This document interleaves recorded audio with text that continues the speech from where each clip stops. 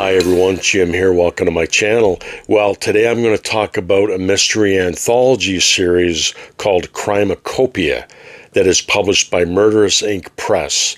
Now, this mystery anthology series comes out on a quarterly basis. I think that might change every now and then, but for the most part, generally it comes out quarterly. Now, a few weeks back, John, the editor over at Crimeucopia, emailed me, asked if I'd be interested in reviewing some copies for them, and of course I said yes. And he was nice enough to tailor the ones that he sent to me. He sent me 5 of them to tailor them to my channel. So a lot of them are PI centric. They really don't have necessarily themed issues, but there are some that have more private investigator stuff in them than others do. So he was nice enough to send me the ones that had like hard-boiled PI mystery stuff in them. So yeah, I was really happy to get them. I received them a few days ago, maybe early this week, and I read the first one, and you know, I don't know any of the authors in them because it's a UK publication, but reading the biographies in the back of the book, a lot of these people have chops. You know, they really know what they're doing, and I was impressed with each and every story that I read in the first one that I read, and I'm going to go through them right now and show you what I received. And yeah, they're very cool. I'm very impressed, and you can't really call it a magazine. It's not like an Alfred Hitchcock mystery magazine digest. It's more like an anthology book that comes out 4 times a year. And they do that for a reason, because the PI stories in them, they want to enter them in the Shamus Awards that are put on by the Private Eye Writers of America. So I guess the rules are it's got to be in a book and not a magazine. So let's start going through them. I've got 5 of them here, and they're very cool. The one that I read is Crimeucopia, It's Always Raining in Noir City. Now, oddly enough, it's a UK publication, but that's a Toronto street scene.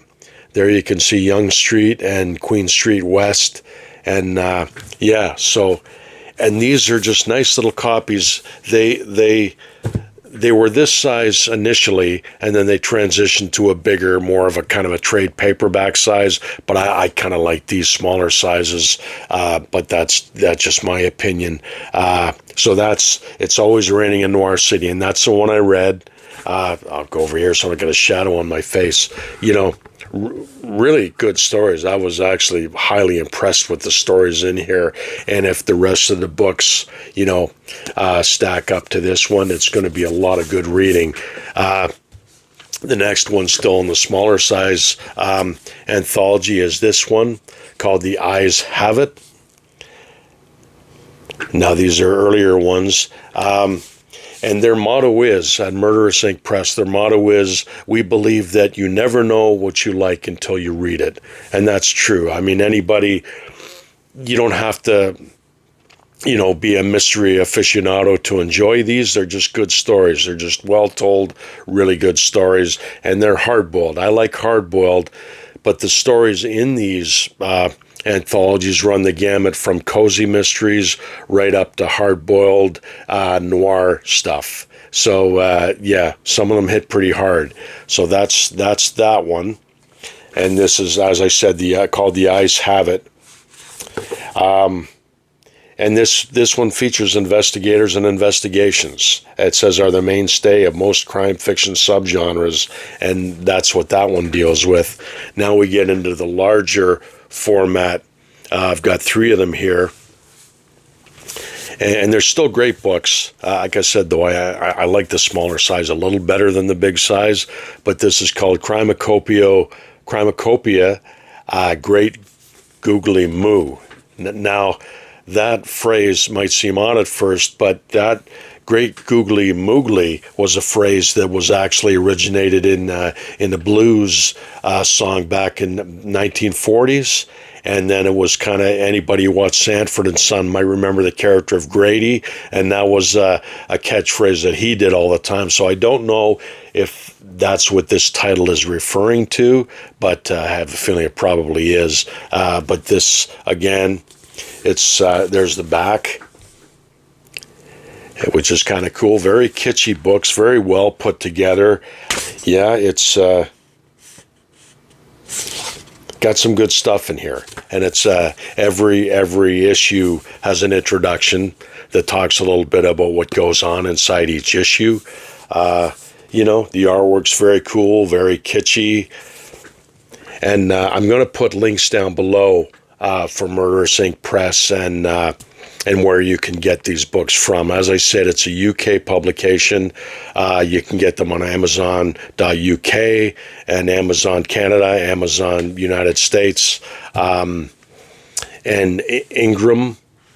I'm going to have to Google that, but again, I will put the links down below where you can pick these up. And here we have, we'll be right back after this with a very PI-centric cover. And these are thick volumes, so you got a lot of stories in here. You got a lot of good reading in these. Stay tuned till after. I've got a book call too. I got a mini book call after. I'll show you all these, so stay tuned for that. Yeah, so that's number 4.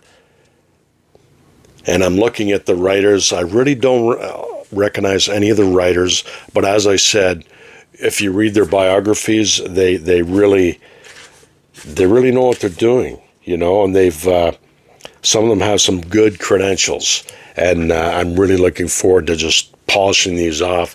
Now, this next one is kind of a cool cover. This is called Chicka Chicka Boomba, and this features all female writers. I don't know if this is going to be all hard-boiled stuff. Yeah, this is an all-woman anthology. This is an anniversary 4 years ago. This is I think the latest one, and this is basically an anniversary issue. But the one thing we can tell you is that looking back over all 23 anthologies, we know we would not have changed a thing, which is why 4 years down the proverbial publishing line, we felt it was time to celebrate the anniversary with another all-woman anthology. And then it lists all the women on the back that contributed to this particular issue, and that's just a very cool cover. And as I always say, I'm looking forward to reading that. The first one was just a blast, and I'm probably gonna order some more if I can, and I will be talking more about them in later videos as I read through them, and I will let you know a bit more about them. But I wanted to introduce you to them. You know, and thank you to John, the editor over at Murderous Inc. Press, for sending them to me. Yeah, I'm always up for receiving stuff. I know I'm up in Canada. I'm kind of out in the boonies, and it's a little bit more expensive to ship here as it is for me to ship out. That's why, there's people I'd love to send books to, but it's a little expensive right now. But again, I'm thankful to John for arranging to get them sent to me. Let's go through, now that that's out of the way, let's do a little bit of a book haul. I did a little bit of running around this week, went to a used bookstore a little far away from me, but I wanted to take a drive out, and I picked up a few things. So I picked up, speaking of Alfred Hitchcock, we've got a 2-parter pan editions, and this is stories they wouldn't let me do on TV, part 1 and part 2. And I saw these covers, and I couldn't resist. I love the stories in Alfred Hitchcock. They're so well done, and these were just incredible covers, so I picked those up. And I picked up another Alfred Hitchcock one. This one's in like perfect condition. It's still got the gloss on it. It's like brand new. And this is Boys and Ghouls Together, an Alfred Hitchcock anthology. And I've got a few of them now, and the store that I got this from had tons of them at $5 a piece, so I'll probably go back there and pick up a few more, and these are a lot of fun. And this one it's got stories from Lawrence Treat, Henry Sleesar, August Derleth, Ed Lacey. There's an Ed Lacey book in here, story in here. Don Lee Westlake, Fletcher Flora. So, I mean, they're always a lot of fun, and I was glad to get that. Now, these two were interesting. I'd never heard of these writers before, but they're kind of cool little paperbacks. This is like a spy novel by Holly Roth, The Mask of Glass. And this features a character who gets plastic surgery on his face, Jimmy Kennemore. And I do believe it's a counterintelligence, like a spy novel. And then I got this one called The Assassins with that very cool cover. And that's by Frederick Mullally. And that's, again, introducing Ed Rao, fiction's newest, most cosmopolitan danger man. So another spy novel. And, they were $3 a piece, so I picked them up. And this, I was surprised and very pleasantly surprised to find this one, The Golden Spurs. This is the award-winning Western short stories that won Golden Spur Awards. And in this lovely paperback, The Best of Western Short Fiction, forward by Elmer Kelton, edited by Dale L. Walker. And it's got, some stories in here by Thomas Thompson, Dorothy M. Johnson, S. Omar Barker, Will Henry, Fred Grove, Oakley Hall, Lauren D. Estelman. So I was very, very happy to find that. I had no idea that this one existed. So that shows you how much I know. I got another Ace Double Western, Outlaw Brand by William Vance. And this one is Tall for a Texan. It's got a bit of a rip on the cover by Roger G. Spellman. But I'm always happy to pick them up. I love those books. I got a Jim Thompson novel called The Nothing Man. And I got these two here. I normally wouldn't have got them, but they're in really good shape, and they kind of intrigued me. One's called Skinwalker by Faith Hunter. And I don't know much about them, but they looked intriguing. The covers are kind of cool. And I got this one called Blood Cross by Faith Hunter. And I think she's maybe a vampire hunter, or she's a vampire, kind of like the Underworld series maybe. But I saw those two and I figured why not? I'd pick them up. And I got an Ace Atkins novel called Leavin' Trunk Blues by Ace Atkins. Now I think this features, he's an investigator, but I think he's like a musician or something like that. I don't know. But Ace Atkins, he's a pretty good writer. And this one's cool. This is an Ed McBain novel, but it's not an 87th Precinct novel. This was one of his early novels called Death of a Nurse. And he was writing, it was formerly called Murder in the Navy. And he wrote this under the pseudonym Richard Marston. But it looks like an 87th Precinct novel. But I saw that and I wanted to pick that one up. And I got a new current mystery. I normally don't get the current mysteries. I actually started reading this one. This is a current mystery called 8 Perfect Murders. I normally get the vintage mysteries, but every now and then I like to read a current mystery. This is by Peter Swanson. And I just started it, but it's not too bad. I like stuff like that. So, that's that one. Then I got a Sherlock Holmes book with short stories called The Sign of Seven, and it's got a Lindsay Fay story in here, and one from James Lovegrove, and a David Stuart Davies. So, nice thick Sherlock Holmes with short stories. I couldn't pass that one up.